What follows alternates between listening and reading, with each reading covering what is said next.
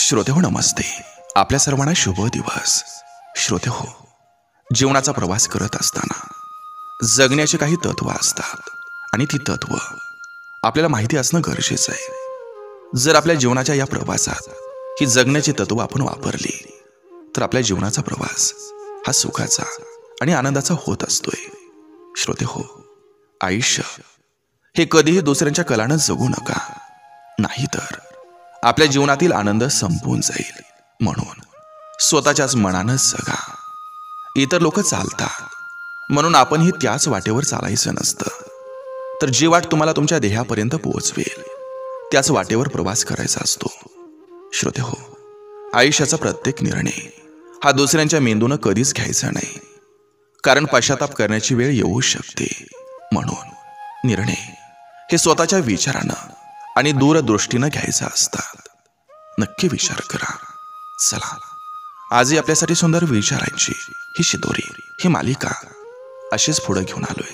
चला, करूया सुरुवात सुंदर विचारांना, सुंदर सुविचारांना.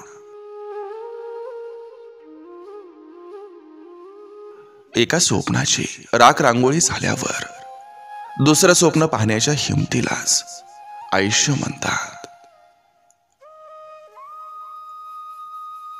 खोटं बोलणाऱ्याला खरं काय ते 100% माहिती असतं.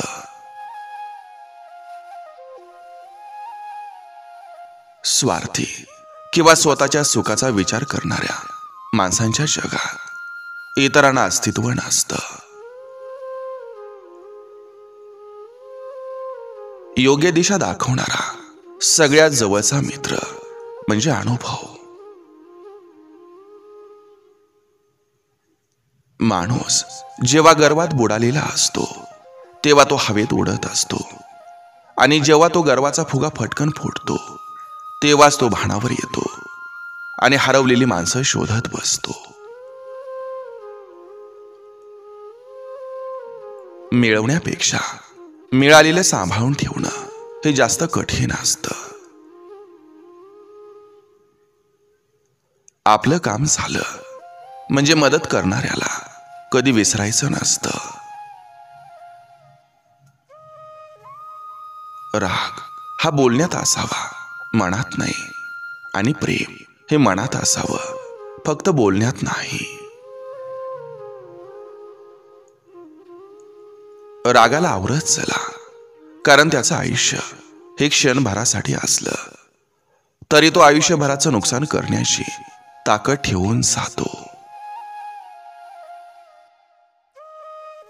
त्रास देणारे त्रास देतच राहतील, बोलणारे बोलतच राहतील, आणि सल्ला देणारे सल्ला देत राहतील. परंतु आपली परिस्थिती आपल्याला माहिती असते, म्हणून त्यातून कसा मार्ग काढायचा हे आपलं आपण ठरवायचं. संगत नेहमी अशा माणसांशी करावी जे आपल्याला मोठं होण्यासाठी प्रोत्साहन देतात. समोरच्या व्यक्तीला विसरणं हे काही वेळा शक्य होत असेलही, परंतु आठवणी या कायमच्या मनावर कोरल्या जातात.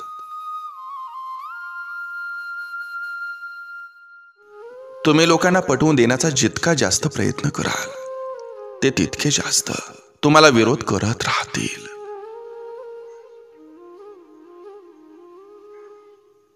कारण देऊन माणसं बोलणं कमी करायला लागली की समजून जायचं आता त्यांना आपली सोबत नको आहे. डोक्यावर अक्षदा पडताना जो आनंद होतो तो अद्भुत असतो जेव्हा जोडीदार मनासारखा भेटतो. आपल्या मनातून एकदा उतरलेली व्यक्ती आपल्यासाठी ती कचरा असते.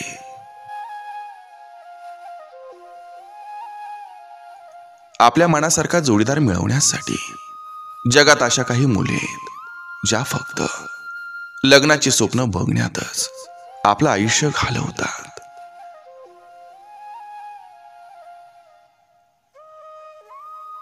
जे आपल्या हातून निष्ठून गेले त्याचा विचार करत बसण्यापेक्षा जे आपल्या ताटात वाढून ठेवले त्याचा विचार जास्त करावा. काळजी घेतली तरच काळजी केली जाते, नाही तर इथं बिनकामी वस्तूंची किंमत पण शून्यात गणली जाते. एका स्त्रीला दुसऱ्या स्त्रीचं मन तेव्हाच कळतं जेव्हा तिला स्वतः त्या परिस्थितीमधून जावं लागतं. गरिबाबरोबर कितीही जवळचं नातं असलं तरी लोक लपवतात, पण श्रीमंत लोकांच्या बरोबर कितीही दूरचं नातं असलं तरी ते आवर्जून सांगतात. वेळेनुसार बदलावं लागतं, नाहीतर आपलीच लोक आपला घात करतात.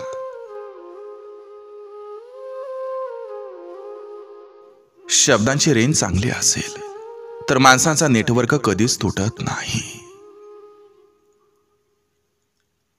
काहीही चूक नसताना ज्या जखमा मिळतात त्या जास्त त्रासदायक असतात.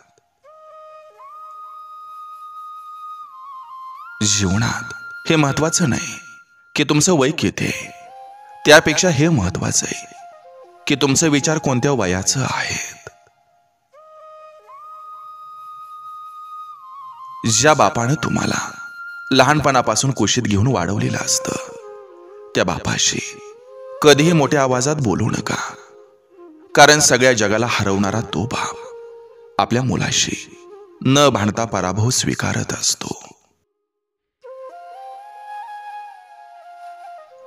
जे पेराल तेच उगवेल, जे पुरवाल तेच परत मिळेल, जे डोक्यात भराल तेच परत घ्याल. ज्ञान भराल तर सन्मान आणि द्वेष भराल तर भांडण. कलियुगात खोट्यांचा स्वीकार केला जातो आणि इमानदार व्यक्तीची शिकार केली जाते. आईनं दिलेली कोणती शिकवण वाया जात नाही, मग ती कला असो, संस्कार असो किंवा अनुभव.